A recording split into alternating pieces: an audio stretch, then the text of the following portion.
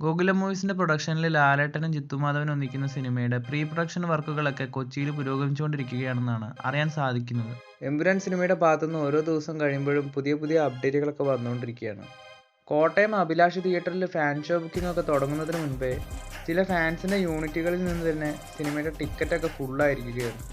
എമ്പുരാൻ സിനിമയുടെ റിലീസിന് 2 മാസം ഉള്ളപ്പോഴാണ് സിനിമയുടെ ടിക്കറ്റിന് ഇങ്ങനെ ഡിമാൻഡ്.